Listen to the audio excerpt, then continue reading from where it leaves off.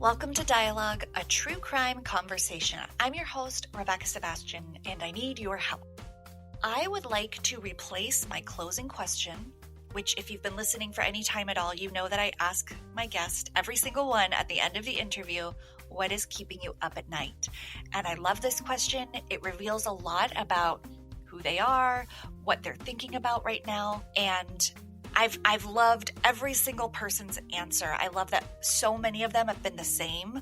The state of the world, COVID, anxiety, work, and so many have been obscure and just so specific to the person.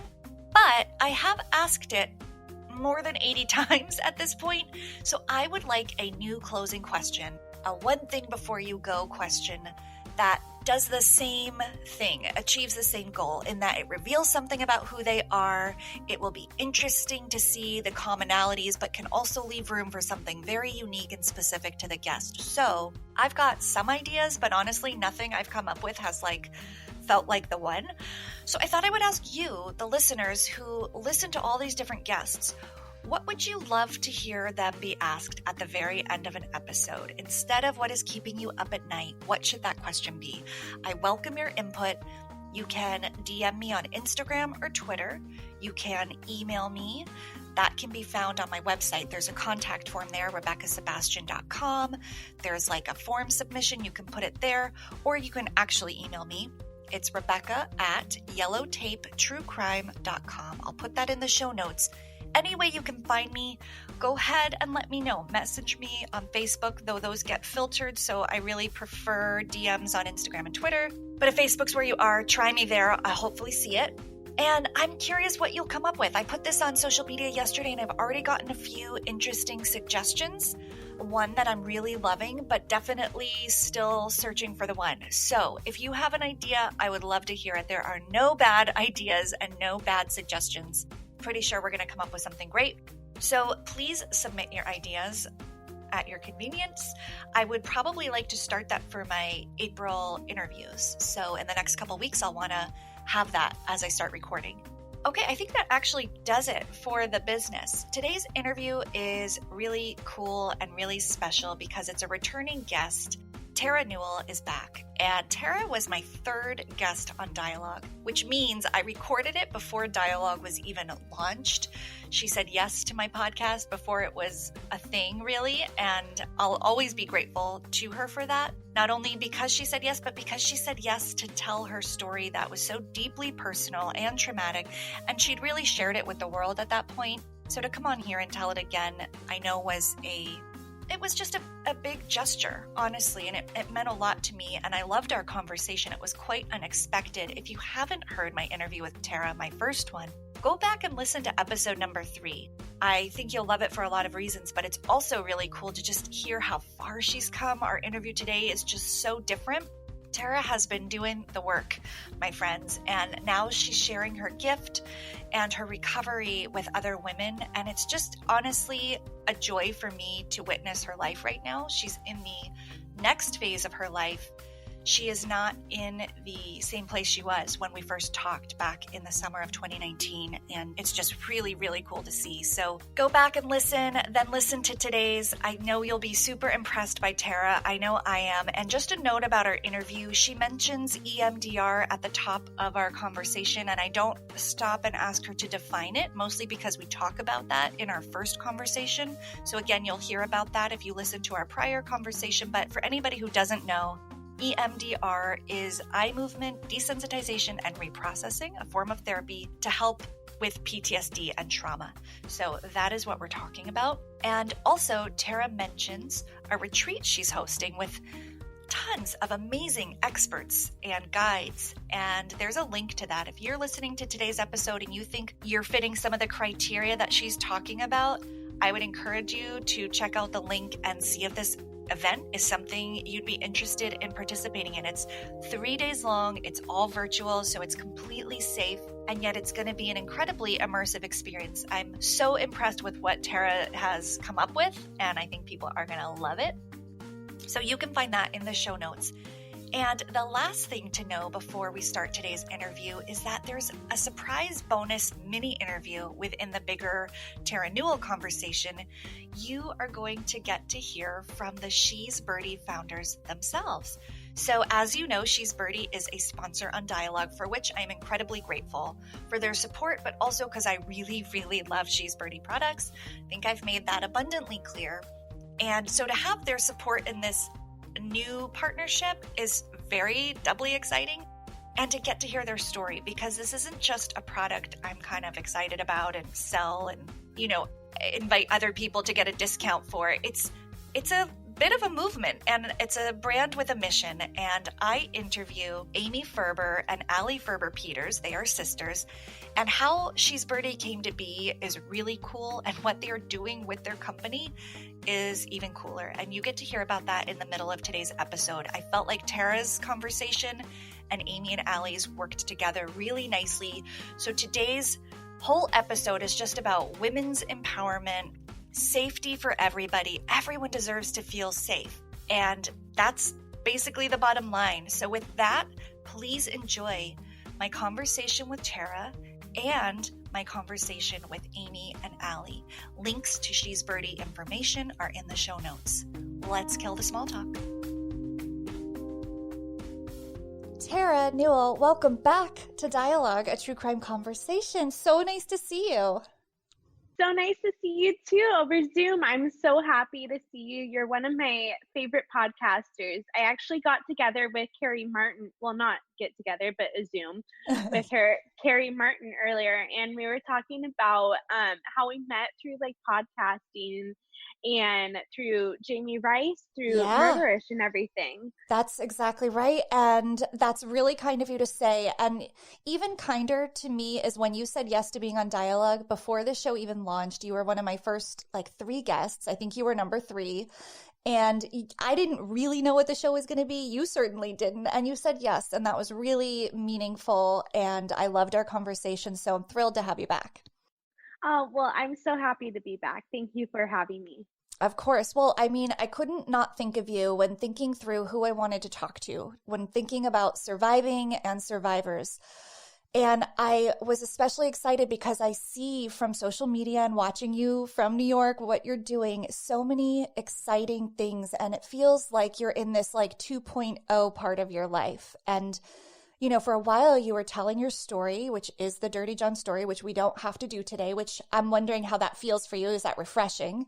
And then, so go refreshing. ahead. Right? So refreshing. Yeah. You were so closely connected to that. And it seems like now you've transformed it into something else. So I'd love to just hear what that looks like right now, what you're doing and how you've taken that experience and moved it into something new for your life. Okay, so what I've really done is recover from my trauma, which is, in one of the earlier episodes, if you want to listen to that. And I've really come to a place in my life where I am pretty stable.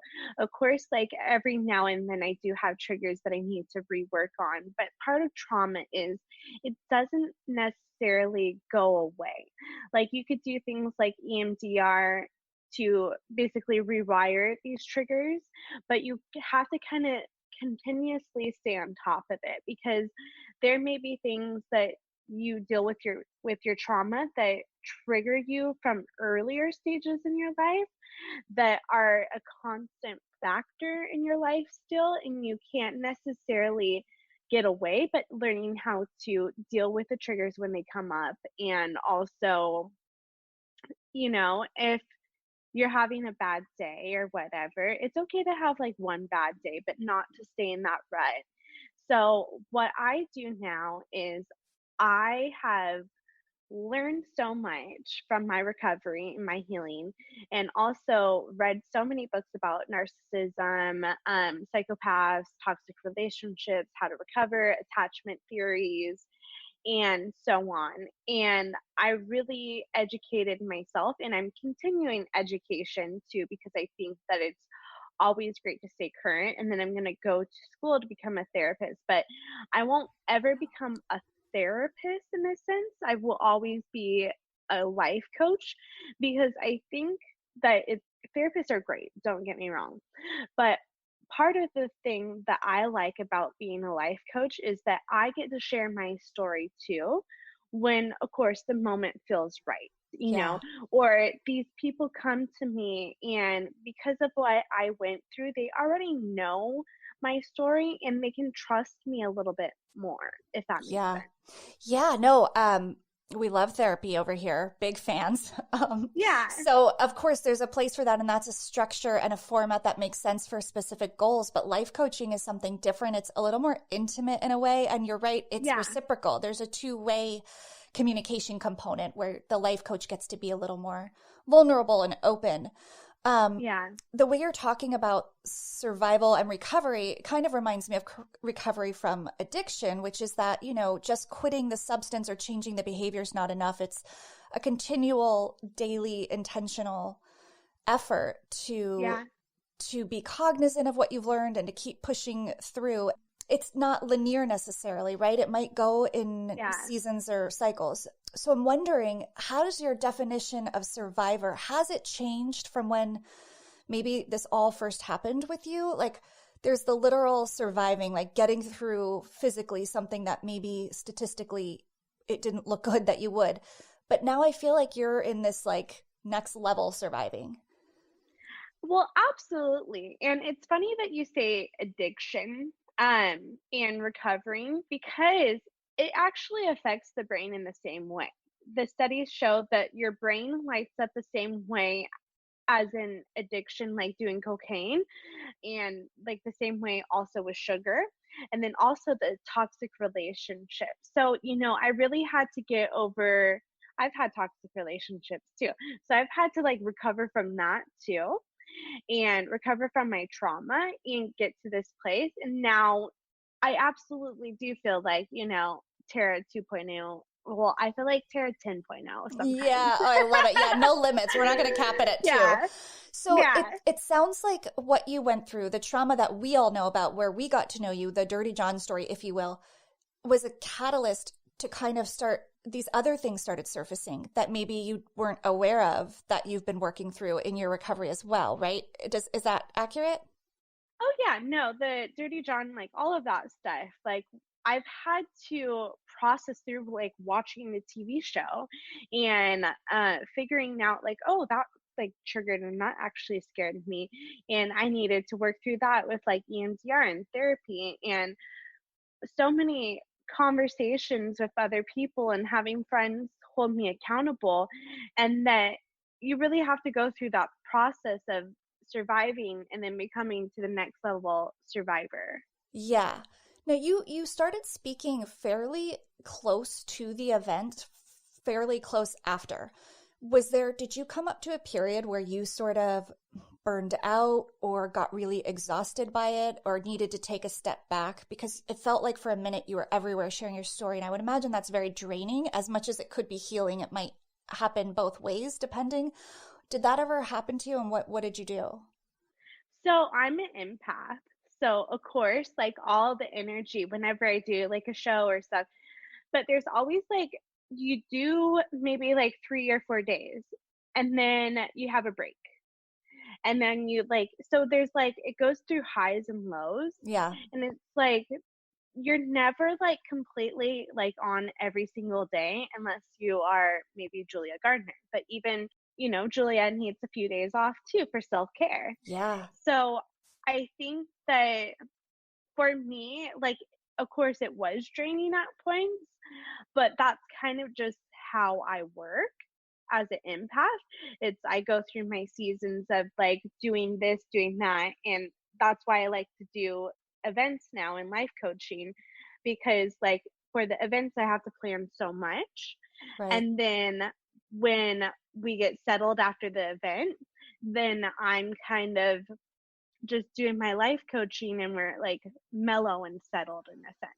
Yeah, yeah. So it sounds like it complements your natural wiring in terms of how you like to work, right? There's like a Yeah. busyness, a lead up, then it happens and you get to kind of simmer down and prepare for the next, which sounds like a good level. Yeah. I want to talk about your life coaching and some of these events, but before we get there, I want to talk about fear. And, I talk to a lot of people on the podcast, and there's a lot of fear. There's a lot to be afraid of. And we had a scary year last year for so many reasons. How do you manage fear around something like an attack happening to you again, or just pick any other random thing that it could be, right? You fill in the blank with any fear. You having gotten so close to something so scary, what do you do when you feel that trigger or something crosses your mind? How do you keep that at bay and kind of work through that? So fear is a lot of things. It's like the body picking up on something that's familiar that happened that may be bad, and then your body kind of reminds you too. Or it could be like literally just your mind making up this fear. And I mean, I don't want to say necessarily making up this fear because, it is 100% valid to be scared of coronavirus. It's 100% valid to be scared of someone scary. So, like, but I think that's more like with your body in survival mode. And I think that when you start to have this feeling of fear, I'm going to just use coronavirus as an example because everyone can relate to it right now. Exactly. So, what I do when I start to have anxiety of that fear, I go through the steps. I go through, am I wearing my mask? Is one mask enough? Do I feel comfortable with one mask? Maybe I need a double mask to make myself feel a little bit more comfortable. If I want to go outside, I think everyone should, by the way, I think everyone should be going outside. I Mm, think everyone should be taking a walk or something, doing something that's comfortable to you, but taking an activity outside. yeah. That's so important for the mental health and getting your body going. Just because also when we're cooped up in our houses, we get this syndrome and this anxiety, and we get locked into depression and stuff. And just because you're locked into your house and you're not going outside, you can have depression. And that's so common. Yeah. So, just taking a walk.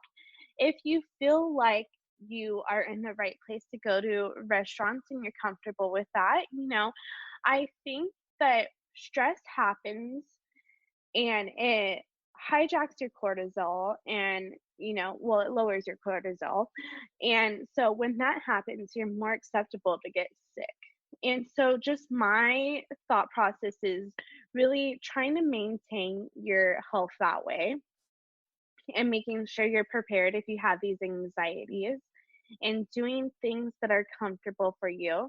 If you feel the need to get a test like every 3 days, get a test every 3 days. Right. That is for you and that's for your anxiety.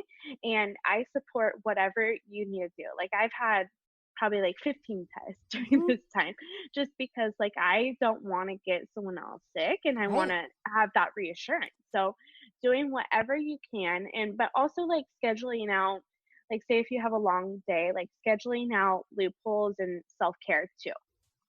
Yeah. Sounds like you're suggesting things you can control because there's so Yes. much about coronavirus and any other number of things that we can't, but we can take a walk and we can get a Yeah. test. Right now, they're available to us. So that's a very helpful reminder. I know for me, the staying at home thing is really real. And also when you get depressed from staying at home, guess what gets really much harder? Going outside once you're depressed. Yeah. So like if you can like curb that before it gets too bad, it's better, but it is real. That's a real thing. Yeah. This is a question that I don't want to impose on you. And so just feel free to like flat out say, no, that's not been my experience. But I am curious if you ever dealt with survivor guilt. Oh, 100%. Okay. Like, I killed him, and then I called my mom right after and said, "I'm so sorry I killed your husband." So, I mean, and then afterwards, I felt so bad what I did because I didn't know who cared about him. And Yeah. then even now, like, there will be times where it will come up like here and there, but I like try to rewire my thought process and be like, okay, like I did this. Anyone that says sometimes I get like hate and stuff. Well, like just people on the internet feel like they could say whatever and get away with it. Yeah. So, whenever I get a comment like that, I think like, should I be in jail? Like, and then I have to be like, no, what I did was self-defense. Hmm. There was no way out of it. I tried to run. I did everything right. Like, I didn't want to fight him. I tried to run away at first. So everything that I did, like, I didn't want to kill. Well, like, okay, I did want to kill him when he stabbed me, and then I knew that he was trying to kill me because I wanted him not to be here, because if he stays alive, then he may try to kill me again. Yeah. So my survival thing was, I wanted to kill him when he started to try to kill me. Yeah. When I'm in a place where someone's on top of me, I have to do what I have to do. Do you encounter women who experience survival guilt? And I would imagine it's more common than just in a situation like yours. There might be other ways this plays out or manifests for women in different, or men, but I know you mostly deal with women. Is it something you encounter? Honestly, 100%. I get women, and this is why you have to be so careful with the relationship recovery process, is because these women have been groomed and they have like all these feelings towards this guy. So they were once in love with him. And so you don't quite go to like hating someone 100%. Right. You're always going to remember some good qualities about them, even if they're so horrible to you, because that's how they trained you. They love bombed you, and then they withdraw from that relationship, and that caught you and treated you terribly. And then that taught you that that person, like, you're trying to go back to that high. And that's why it affects the brain the same way. So it's like these women can't necessarily get over these men right away. Yeah, it's not often a clean break. It's Yeah. gradual. And even if you like kill the guy, it's still, well, I have to recover from that. And Yeah. there's still like a love, because you go to survival and fight or flight. Sometimes your body just does what it does. Yeah. So it sounds like you've been reading and you're like a wealth of information and knowledge on this topic right now. And I'm wondering who has been influential in your journey of recovery and healing. Are there women and mentors that you've loved or authors that you can point us to? I love Dr. Ramani. She is a narcissistic expert. Oh, good. She is amazing. Also, I love Dr. Judy Ho. She wrote a book on stop self-sabotage with relationships and whatnot. And she's also going to be speaking at my event. I love Dr. Judith Joseph from Dr. Oz. She's been a major one. Also, like, I've made close friends through like friends of friends, and this one's Anna Rose. She's going to be speaking at the event too, and she's really kind of helped hold me accountable sometimes, because I'll be like, I was avoidant in relationships for a while, and then she kind of just like called me out for it, and then I really just worked through my avoidance issues and then got back on track. Yeah. Accountability is hard, but good. Yes, right? Yeah. And then there's narcissist sociopath awareness. Love her. She was great. She was on my podcast too. And there's just been so many people that I've connected with that have been so helpful. And then also Lisa Romano. There's like so many great people out Oh, there. I'm going to go back to the ones I don't know because I'd love to probably have a couple of them on. What is your understanding of sociopath versus psychopath? That comes up here a lot. The differences, and I know it's tricky and it's a little murky and there's even some disagreement on it, but from where you sit in your perspective, what are the differences and things to look out for? So sociopath to psychopath, the sociopath is more reactive. They're the person that is more likely to get into a bar fight. And the psychopath is heavily calculated. they're very smart in a sense. They go back, and so say they want revenge, they go back and they plot how to get that revenge. Okay. So that's really the difference, is like the reactiveness. Okay, so one's sort of sinisterly planning unbeknownst to you, and the other one, you know it when it's happening because it's in your face reacting. Sometimes, like, the sociopath can be charming and subtle too, but say if someone pisses them off, then they're gonna be like, oh, I'm gonna fight that person. Or say if you trigger their buttons, they're gonna be just more reactive, where sometimes the psychopath might take in that comment and they might think, oh, okay, I'll get this person back later. Mm-hmm. And then also, Dr. Romney makes a really good video on Med Circle about the sociopath and the psychopath difference, if you want to get a little bit more in detail. Did she do a TED Talk? I feel she does TED Talks all the time. Yeah, somebody has sent me her. I have seen her. Okay. She is great.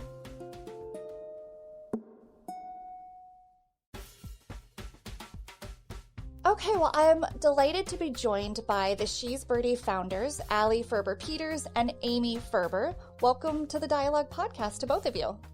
Hey, Rebecca. Thanks for having us. Thanks, Rebecca. It's great to be here. I'm really glad you're joining me because I've been a long time admirer, lover of the She's Birdie product. My listeners know all about it, and you've sponsored the podcast. So first of all, thank you so much for that. And I thought it would be really fun because we are doing a series, a 4-week series on survivors. So we're going to be hearing from some really incredible women who have unbelievable stories to tell, including Terra Newell, who you might know from the Dirty John story, to a woman in London who survived a date rape, being drugged with GHB, and has turned into a law changer in the UK, helping victims and advocating.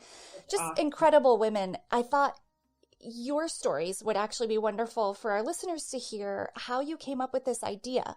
But I want to start because I introduced you as Amy Ferber and Allie Ferber-Peters. So you're sisters, I take it. So could you tell me a little bit about your relationship and how the idea for She's Birdie transpired? Sure.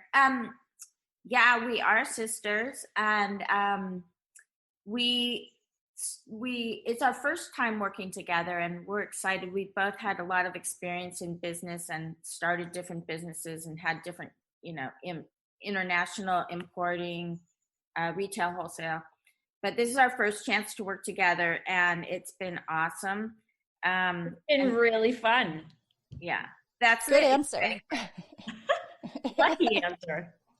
Could have gone either way. That's true. That's so true. Yeah, and we started our business because it was at a time when we had 5 nieces and nephews that were going off to college. And the statistic is that during undergraduate years, 1 out of 4 women are assaulted during their undergraduate years. And that's just so devastating. And we felt like we needed to do something. We wanted to do something. We already had been impacted by assault in our personal families with our own kids, and we saw how it really can change the trajectory of someone's life and the whole family, actually. And so, interestingly, I want to share of the 5 who were sitting in front of us, and we knew statistically somebody would be impacted. Our niece went to college and her second weekend was roofied. Jeez. Yeah. And fortunately, another woman, came to her rescue and just said, "You don't look right," and took her by the hand and dropped her off at her dorm room. Wow. I know. Thank God. It's alarming how common it is at this point. Most people know somebody that's happened to.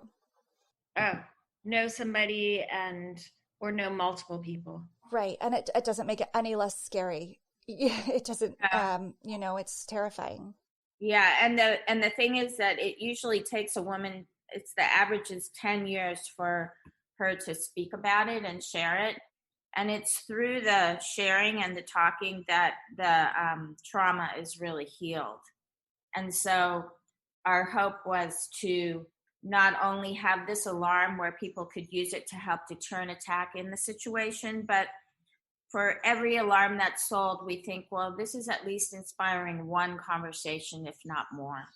And the awareness and conversation through those things is how we feel like there's going to be a bigger change in our culture. Yeah. And we are really fortunate in that there's a big community building, and also small behaviors are changing. For example, my girlfriend went for a walk with her 15-year-old daughter a few weeks ago, and she told me they live in a very sleepy neighborhood, but her daughter said, "Wait, Mom, I got to grab my birdie. I don't walk at night without it." Yeah. And that's awesome to think about that at 15, to think, okay, I feel confident and empowered and I have a plan. I think you're really touching on what I've experienced too as a parent, giving them to my kids, is that confidence and empowering. You're giving them something that they can utilize easily to feel a little more safe going out, understanding the risks, but not being in fear. You know, there's like this healthy balance that has to happen with understanding the reality of what's possible, but not letting it limit your decisions and your freedom to be out in the world. Absolutely. So I want to get to the mission of She's Birdie that you've connected with and you were touching on earlier. But before that, kind of talk to me about the process from deciding on doing this. What was even the design process like? Because the product is so wonderful. I would imagine that took a while to get right. What was your hope in creating it? What did you want it to do? And did that kind of unfold the way you thought it would? Or was that really difficult? Because we both have experience manufacturing, we were able to jumpstart the process. Amazing. For us, in terms of the design, it was really important to us that it would be something that our own daughters, nieces, nephews would want to carry themselves. There are other alarms on the market, but there's nothing that any of our daughters were willing to use themselves. They look terrible. I'll say it. I know if you probably don't feel like you can. Everything out there looks really dated and clunky and not like an accessory you would want on your nice bag or on your person. So they're just not cute. Or they don't work well. They're hard to maneuver, trigger, or too easy to activate, right? That's also a problem. So I just that want was to say, a big adjustment. Something we really focused on in the design process was making sure that the trigger was encased so that it's not going to, inadvertently go off in a lecture hall or you're in a movie theater. And another important design element of ours is we include a brass keychain. So it's really easy. People say they clip it on their gym bag and then they put it on their backpack and then they put it on their purse. Like, it looks good day or night. Yeah, totally. I couldn't agree more. So the design element was important. The functionality was important. And something you said was for your nieces and nephews to wear. It's very much marketed towards women. It's called She's Birdie, right? There's a feminine attribution even to the brand, and it's female founded. But men and guys are using this, right? I would encourage my own teenage son to use it, as well as, maybe gender non-conforming people, definitely, gay men. What has your experience been with males using the product? Our experience has been that everybody's using it and it's intended for everyone. We believe that everyone has the right, and our mission is for everyone to live in a world where they are safe, where they feel safe, where they are safe. And it's great for anybody that wants to have a tool that they carry with them, and consequently a plan on what they're going to do if they're in a sketchy situation. And we have men using it, friends, we have children, we have all the range from men across the board. Yeah, including like our kids are at college right now, so their friends are at universities all over the US, and they have told us, oh my God, a lot of women, a lot of men are carrying She's Birdie. Our director of marketing, he carries She's Birdie. It makes people feel good to have something in their pocket that they can do. Yeah, I couldn't agree more. And have you heard of any anecdotes or stories shared by your customers of times they've activated it in need And is there any of those stories you could share? Absolutely. Those days are, on the one hand, kind of horrifying that somebody's getting attacked or assaulted or approached, but on the other hand, it feels so good that the product worked and was helpful in deterring an attack. So we have a bunch of examples, and one includes a woman getting gas at a gas station full of people, and there was a man who was eyeing her. There was a big issue of trafficking in this city, and he opened his jacket and showed her a gun, and then he just started coming towards her, and she looked down at her keys and pulled it. Oh my And gosh. he put his hands in the air and jumped in his car and took off. The woman behind called 911. We have another story of a student, a middle schooler, who was walking to school by herself. Her mom gave it to her, and a van pulled up with a couple and told her to get in the car. And she had the wherewithal to pull it. And they took off, and the neighbors came out and came to her rescue. Yeah, thank God the neighbors came out, and it really is a way to grab people's attention that are in the surrounding area. That is amazing. I mean, it is one of those things when you get one for yourself or you give it, you hope the person never uses it, right? It's that feeling of it's there if God forbid you need it, but it does what it's supposed to do. It's so loud, and that loud noise, hopefully is enough to deter whatever that person was about to do, which it sounds like in these cases it was, which is just incredible. I'm so glad to hear that. Thank you. One of the most important things we stress is that if you get the product, it's really important to test it. Yeah. Feel comfortable using it. Know how to use it in the moment if you ever feel scared, because it doesn't harm anyone. It's not gonna go in the wrong direction or spray in your eyes, or you don't have to be nervous to use it. It's very simple. You pull, it goes off, you put it back in, it stops. And better to use it and then when in doubt, just use it, because it really there's not a negative impact. Yeah.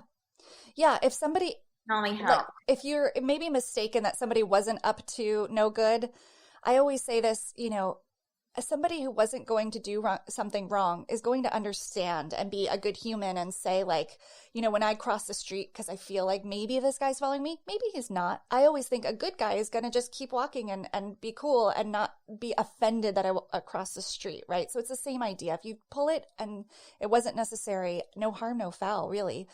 And also, I think as a woman, I know I pause and just, we're trained to pause and not cause anybody else pain, and we're worried about feelings. And this is so not going to hurt anyone, as you said. It's a way to change our response. Yeah, it's so important. There's a true crime podcast that started years ago I don't know if you're familiar with it. It's called My Favorite Murder, but the two hosts have basically coined a phrase, and I don't curse on my podcast, but it's F politeness. And the concept being like, we don't have to be polite in moments where we are afraid for our lives, potentially. And awesome. if we were wrong, we don't have to apologize for that either, And I think that's really resonating, and the tide there is shifting. Like, I see it in my daughter, and you were mentioning a 15-year-old being empowered to go out. Like, that's different from even when I was a teenager. So I'm grateful for that movement towards that mentality of like, I don't need to apologize. And not being polite. So, okay, I would like to talk a little bit about your mission in helping other women. So you're changing the conversation around assault and personal safety and security. You're also giving to organizations. What does that look like for the company? How do you allocate funds elsewhere? We've chosen organizations that are helping to change political laws so that women are more supported. So we've gone all the way from that end down to helping women in specific situations where money is given to help support people in shelters, individual families, women in need, families in need, who have been dislodged from their housing because of assault. Wow. And so we try to spread it across the board so that we can really impact. Some of it is educational. Some of it is awareness building. So it's a pretty big range. And I'm just going to share, at the end of the year, we donated $50,000. I saw that. I got the email. It's incredible. Yeah. It's incredible. And I'm so glad you share that with your customers. I mean, it's such the way into the She's Birdie community is so easy because the price point is accessible. You get this amazing product that you feel safe. It's a great gift, et cetera, et cetera. And you feel like you're part of this movement where the company's giving back and you're a small part of that.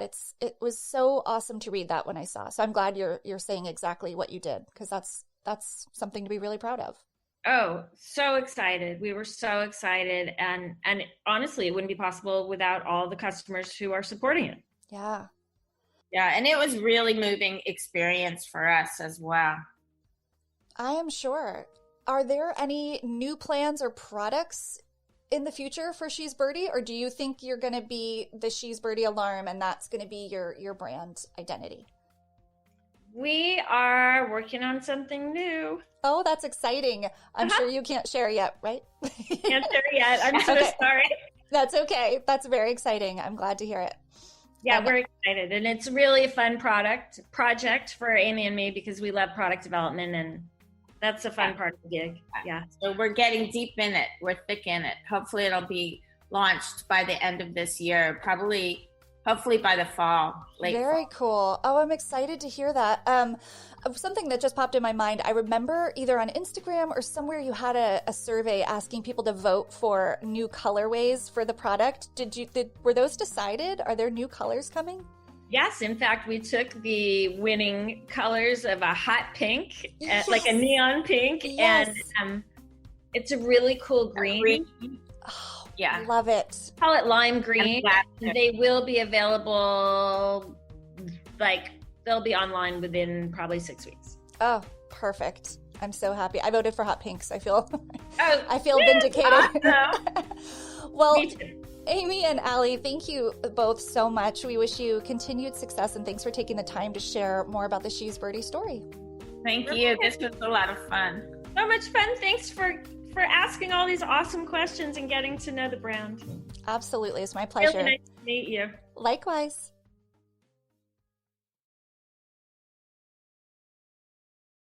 So this event, all these women you mentioned are going to be part of it. What is the event? What are you doing?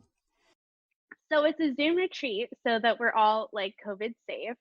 You could do it from your living room. You don't have to have a sitter. You could put yourself on mute. Also, I've had people contact me, and they're in different time zones, and they've asked me what happens if I can't make it to this seminar.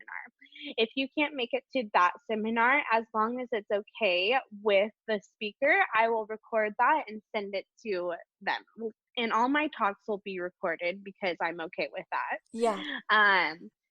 And so that will happen if that happens, if you're in a different time zone. But I'm going to have 8 different speakers come. And then I have yoga every morning. Oh, wait. So it's like a multiple day thing? Like a real? Yes. Oh, it's wow. 3 days. That's so cool. Yeah, it's April 9th through 11th. And then the first day, we're going to start at 4 p.m. So we're not going to really start out yoga that day. So Saturday and Sunday, we have yoga, and Skylar Yoga from my yoga place, she's coming to teach via Zoom. And then every day, and this will be all 3 days, we end with a guided meditation to help restore yourself, because when you deal with trauma and you do a lot of work and you basically hijack your system, we need to piece you back together in a sense, because this is gonna basically break you raw. I've seen a couple of these speakers actually speak before, and they have literally broke me down, and I've literally had to basically take time and take a whole day off and just go through the thought process of that talk. Wow. So I think it's going to be a really healing experience. We have narcissist, sociopath awareness. She's coming to speak, Josie Charles. I have Dr. Judy Ho. I have Dr. Judith Joseph. Dr. Judith Joseph is going to talk about like PTSD meds and anxiety and all of that. Dr. Judith Joseph is going to talk about like healing from narcissist abuse and stuff.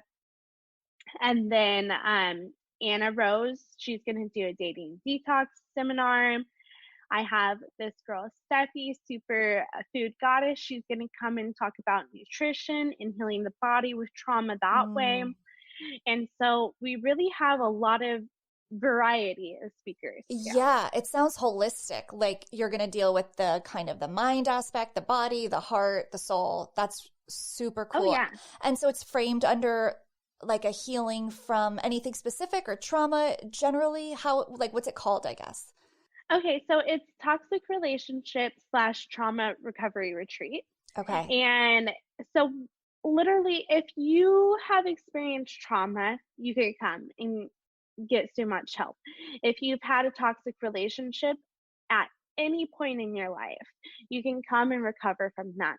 Like, say you're married, but you're still having issues with your relationship because a past relationship has brought you those feelings.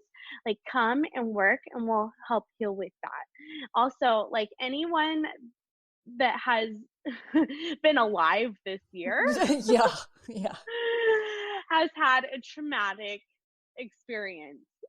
So this retreat is literally for everyone. Yeah, no, you're telling the truth right there, because when I started the series in my intro for Kathy Kleiner, I'm like, you know, we're going to talk to some amazing survivors, but let's be real. We all made it through 2020, and I'm not even being funny. Like, we all, like, some of us survived. I mean, that was a scary year, and everybody felt like the world was shaking underneath them. So I think you're right. I think people need this more than maybe usual. Right. Is there a cap on attendance? I'll put the link in the show notes so people can find it. Is it just till it's at capacity? Because I would imagine you don't want it huge. Honestly, I don't mind how big it is. Okay. The more the merrier. Okay. You know, if we get more, like if we get over 50 people, I'll probably add in another speaker. Yeah. And go from there, because I really want people to get everything out of it. Yeah. But just like budget wise, at 50 people right now is like how many speakers I can have. Yep. But if we get more than that, we can add some more speakers. And also I haven't booked the Zoom link yet, so it's really like honestly up to 500 people could come. Wow, that is so exciting. So is that one piece of your new business and your work, these retreats, and what are the other parts if there are more? So I've started to do, like, I did a yoga retreat, but that was for charity. Okay. But this is my first coaching retreat in a sense. But I'm like, I have to collab with a lot of amazing women because I want, you know, different life coaches there, different opinions. Yeah. And because like trauma isn't just a one fits all. That is so true. No, I think it'll be really powerful for there to be different voices, and all kinds of women are going to attend, and you never know like what someone will resonate with. Something you mentioned that one of the speakers is going to talk about is PTSD meds and medication.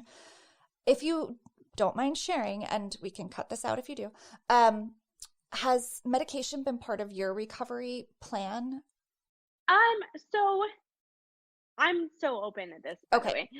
I was a huge, I still smoke pot here and there, but I was a huge stoner right after the events happened because I was using it as avoidance.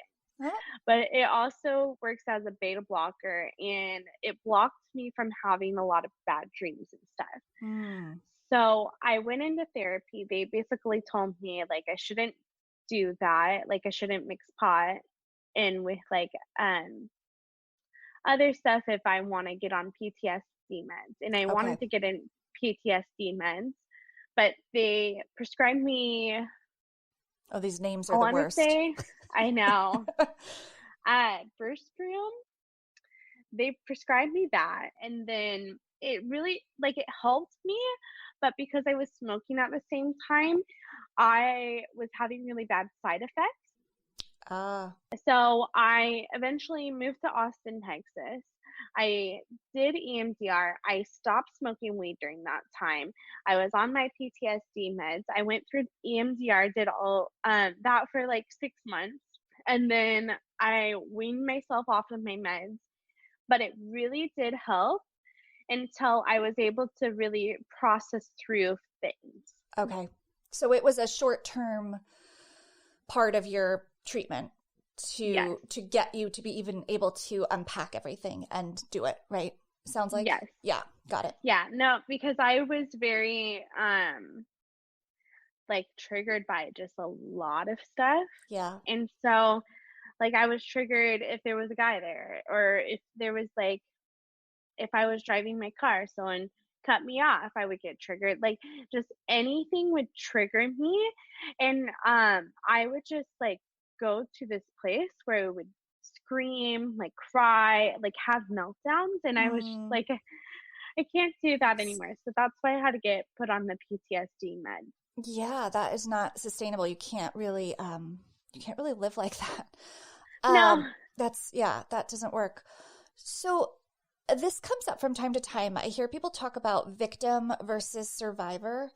And if you were the victim of a violent attack, but then you are also a survivor. So how do you think about those two words in terms of women and relationships and things that happen? Can you be one or the other or both? Curious to Oh, hear your thoughts. I'm like, that's funny that you asked this because I actually have it on my website. Oh, No longer a victim, like forever a survivor or something like yeah, that. yeah. And I think that yes, okay, I was a victim in that attack. But now I'm a survivor.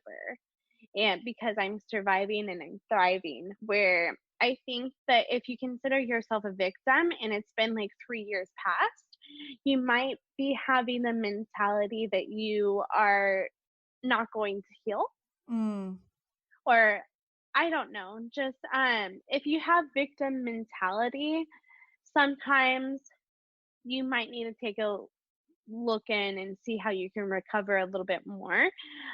Just because yeah, you were a victim of an attack or a relationship or so on. But do you want to be called a victim still? right, right. It sort of maybe suggests there's like a lack of movement, like, because that's Yeah. connected to the event or the trauma. Yeah. Whereas survivor kind of can live outside of that and be removed. Yeah. That makes And sense. also, like narcissistic people, they a lot of the times will be like, oh, like this person did this to me, this person did this person did that. And they Right. always tell people they're the victim.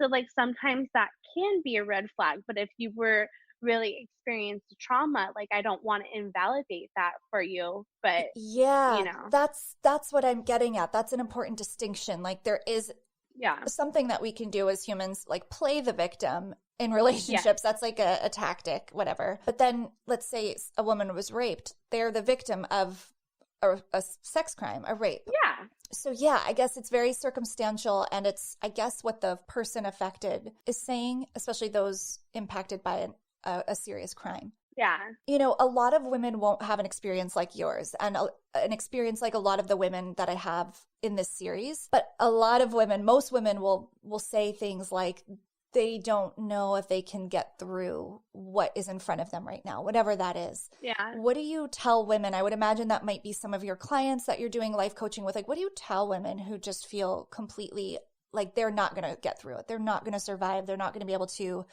maintain their relationship and their world and their lives for whatever reasons. Well, first of all, I would like to remind them that they are a woman, that they are a badass, and that they can do anything they put their mind to. And that, so I really like encourage people first when they have like these depressing thoughts or whatever. And then I try to analyze what's making them feel that way. And I really I do like a worksheet that's called like get aware and rid of your anxiety. So we figure out like what the root of your anxiety was or why you're having these feelings, what triggered you to have these feelings. Then we figure out like what can we do to feel better in the situation. And also like the next time this happens, what are some things we can do where we can just not be triggered at all? And then we just work through that and dissect that. I love that. That's a good place to start if you were a life coach, like from a place of empowerment and encouragement. I'm sure answers are as unique as the women you talk to. You probably hear different answers of what those anxieties and triggers are, but are there any universal common themes you hear a lot from women that come up more than once? I'm like, there's so many. I'm sure. I want to say this constant, like, okay, I'm having thoughts about missing him. Like, what do I do in order to not miss him? And honestly, that takes a lot of time. Yeah. But it also takes a lot of accountability. And when you miss him, uh, like hold yourself accountable not to reach out to him or her. And I like to, if this person was like a really bad person to you, I like to keep like screenshots in the phone and then keep them in a separate album so that you don't see them every day. But if you need that reminder, they're in your phone for you to look at and remind yourself. And also, if you've reached out in the past and they've had a negative response, remind yourself of that experience and how you felt. That has been something that's actually personally helped me. Not because my ex was a narcissist or anything, but it was a codependent relationship and I was trauma bonded to him. Because I was with someone before that I got, is complicated. It gets messy. Yeah, it gets messy, but like really holding yourself accountable in those moments. And then even like sometimes your friends have heard enough. That's a really good case for a life coach. Right? Yeah. And no, so it's true. I'm looking to hire a life coach or a therapist where they can hold you accountable each week or like every other week. Is really helpful because I've had a therapist hold me accountable and other friends that were coaches and stuff. Yeah. What a great point. I mean, friends, we couldn't do this life without them, but there is maybe a cap on their ability to give you what you need in terms of true progress and healing. Our poor friends. We try to be the best friends we can be, but we can't be everything. How about your family? As you're on this journey of recovering and being a survivor, are they kind of along doing the same in their own lives? And how are you all doing as a unit in this kind of post Dirty John era of your life? So we're all doing pretty well. I think that we've really processed through a lot of what's happened. But my mom is also seeing a therapist right now and going weekly. So I think we're constantly keeping up our therapy, I guess. The our work. Self-care. Keep doing the work. Yeah. And good. I cannot stress it enough. It's so important to have someone there that knows what you're going through. Yeah. So what's next for you? You're life coaching. You've got these retreats. Is there anything else on the radar that you want to share? That's a lot. Plus the podcast. Oh yeah, I have the podcast. So honestly, this year has been amazing, even though it has been a lot. But I think the years that are the most tough or the toughest in a sense are the ones that give you the most growth. And so I think what's next is like I really want to come to a place of contentment and just figuring out how I can get like a house and build my clients and build my business and just like get a house and have my dogs there and have my safe place. So Yeah. I think something that's really a main focus is having that space for me next. Yeah. Oh, I love that vision. I've got my vision board Yeah. behind me. I make one every year. That's actually like 2 years old, but I just moved into this space. I want to put them all around. My vision, I've made a couple, but I have a vision board right over by my fish tank, and literally, like, the kids in the marriage, that hasn't happened yet, but that's fine. Oh, Um, that's so sweet. but every single trip that I put on there, and there's been like 5 trips, has all happened. Wow. Yes. I want you to make my vision board. Yes. That could be part of your retreats, is vision board making. Oh, I have that as a worksheet, Oh, actually. there you go. Yeah. Oh, that's so good. Yeah. See, you'll help bring the magic. I love Yes. that. Well, at the end of every episode, I ask my guests, what is keeping you up at night? Is there anything? And it doesn't have to be literal, but it can be. It could also just be like not so literal. So I am the worst person at sleeping. Oh, no.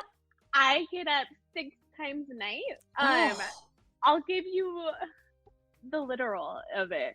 Sometimes if I get triggered or something happens, sometimes I'll go into having bad dreams, and then I'll have to go back into EMDR and then rewire that. That happened the other day. Oh, wow. But my thought right now is just like thinking ideas for the event and stuff, and like what I have to do next, and like my constant work schedule in my head. Yeah. That can be hard, but it's a good kind of like creative buzzing that's kind of fun, but not if it's too disruptive to your sleep. But I'll hope for good nights ahead for you. Well, I just have to do meditation, and then after that they go away. But that's what keeps me up that night before I do meditation. How long is your meditation practice? It's like an hour. It's just like a YouTube video, but I usually fall asleep within 20 minutes or 15 minutes. Wow, that's awesome. Yeah. Good. Well, Terra, thank you so much for coming back to Dialogue and sharing everything that you're up to. Well, thank you so much for having me. Anytime. Open door. Dialogue is a Yellow Tape Media production edited by Jason Usry and produced and hosted by me, Rebecca Sebastian. Please be sure to subscribe to Dialogue, a true crime conversation, wherever you listen to podcasts, and follow us on social media. We are at Dialogue Pod across all platforms. You can also drop me a note or a guest suggestion or sign up for my newsletter at RebeccaSebastian.com. Be sure to join me every Wednesday for a new episode and another killer conversation.